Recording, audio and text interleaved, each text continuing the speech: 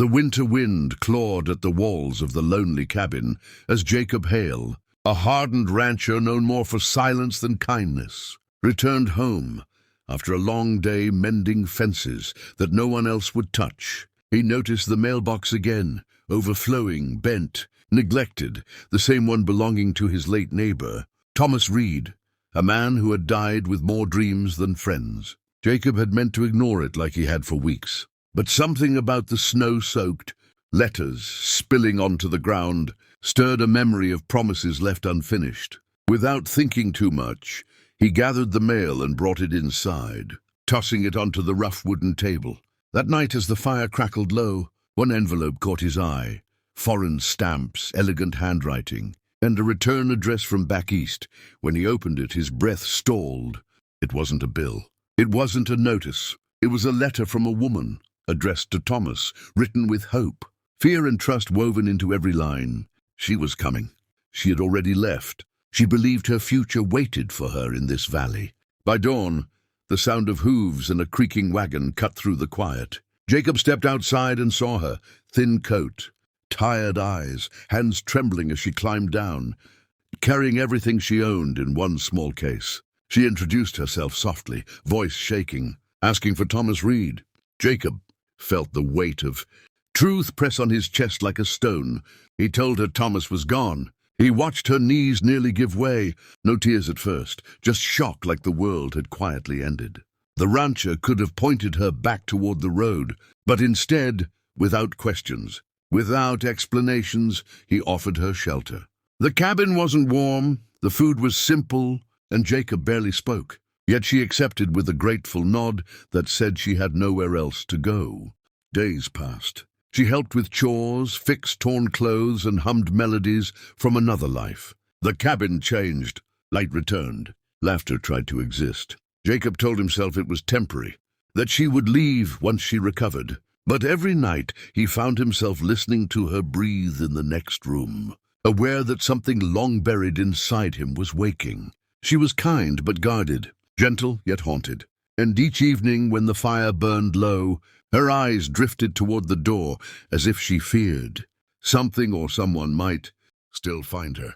Jacob noticed the scars on her hands, the way she flinched at raised voices, the careful way she chose every word. He never asked, he never pushed, until one night, as the wind howled louder than before, she woke screaming from a dream that dragged her back into darkness. Jacob rushed in, and as he steadied her shaking shoulders, she whispered a single name into the night, a name that froze his blood, a name isolation cracked wide open, because it belonged to a man he once trusted and nearly died trying to stop.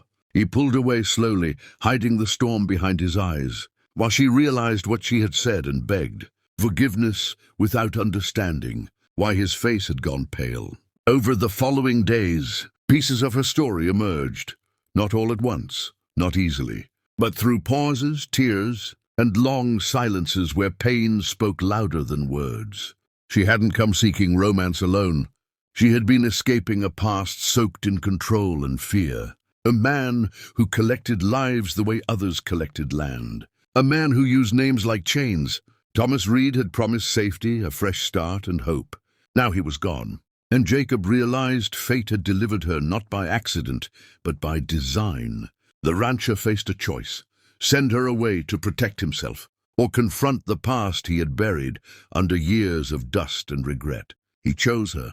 As threats crept closer and shadows from the past began circling the valley, Jacob stood between her and the world with a quiet strength that needed no speeches. He taught her how to ride, how to laugh again, how to believe that kindness didn't always come with a cost. She taught him how to feel without fear, how to speak without anger, how to forgive himself for surviving when others hadn't. When danger finally arrived, it wasn't loud, it was calculated, confident, and cruel.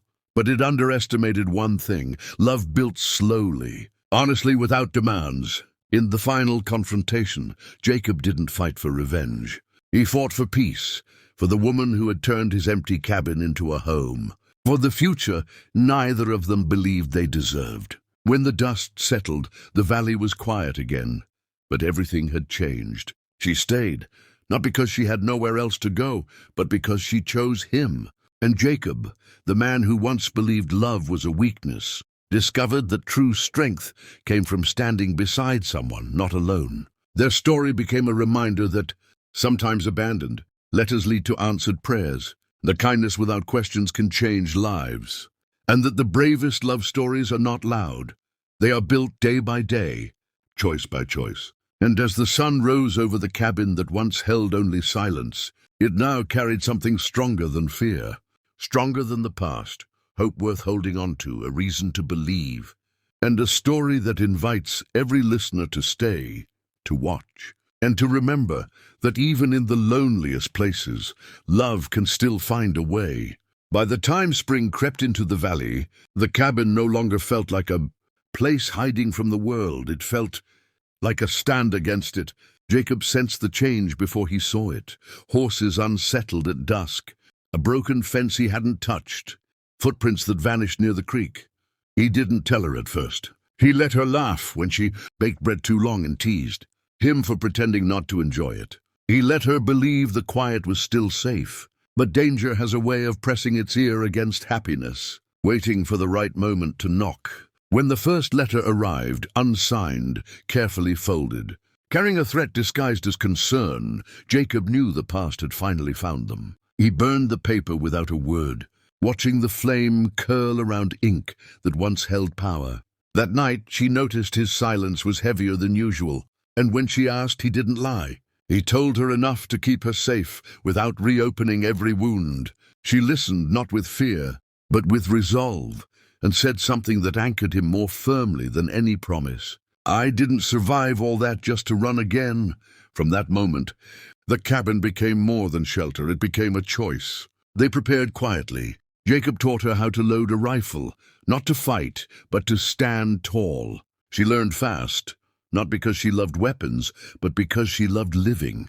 Days later, the man behind the name arrived, not charging in like a villain from a cheap tale, but circling like a shadow, testing the edges. Believing intimidation was enough. He was wrong. When the confrontation finally came, it wasn't chaos, it was clarity. Jacob stood firm, words measured, heart steady, and when the past tried to reclaim its hold, it found no fear left to grab.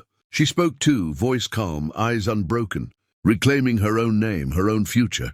The valley bore witness as control collapsed under the weight of truth and courage. When it was over, no cheers followed, only silence, deeper than before, but no longer lonely.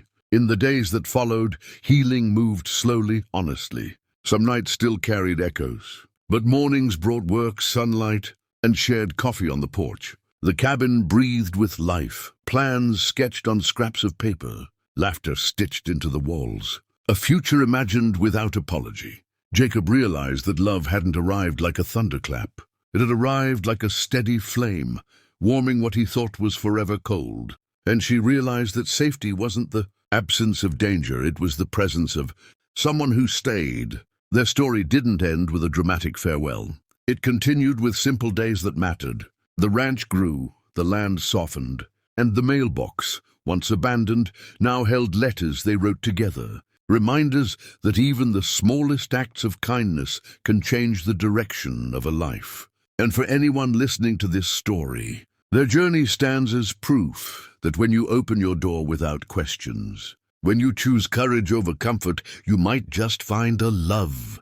Time did what it always does.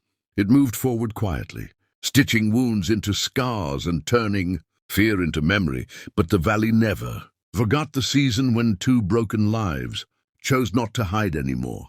Summer arrived full and golden, and with it came a rhythm neither of them had known before. Mornings began with shared silence that felt peaceful instead of empty. Hands brushing as coffee cups passed, plans forming without needing words. The ranch prospered, not because the land had changed, but because Jacob had. He no longer worked as a man running from ghosts. He worked as someone building something worth protecting. She found her strength in unexpected places, laughing freely in town, standing tall when strangers asked questions, no longer shrinking at shadows. Yet healing was not a straight road. Some nights the wind still carried echoes, and sometimes Jacob woke before dawn, heart racing, checking doors he already knew were secure. On those mornings, she would meet him on the porch, wrap a blanket around both of them, and remind him that survival was not his only purpose anymore. Word spread slowly through neighboring ranches, not of danger but of resilience. People noticed the way the cabin glowed at night, how laughter carried farther than gunshots ever had. When autumn approached, Jacob repaired the old mailbox, straightened it by hand and painted it fresh. This time, it didn't hold fear or unfinished promises. It held invitations, seed orders, letters from people who mattered. One evening, as the sky burned orange and the land rested, Jacob finally spoke the words he had never planned to say. He didn't kneel. He didn't rehearse. He simply told her that the cabin was no longer just his, that the future frightened him less than losing her, and that love, real love, had taught him how to stay. She answered with tears, not because she doubted him, but because she finally believed.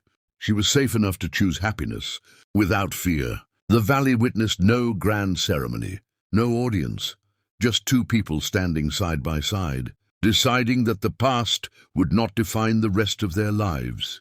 Seasons continued to turn, but something permanent had settled there, a truth stronger than pain. And for anyone hearing this story, let it be a reminder. Sometimes the smallest decisions, opening a letter, offering shelter, listening without judgment, become the moments that change everything. Stay with stories like this, because they remind us that even after abandonment, even after fear, courage can still lead us home.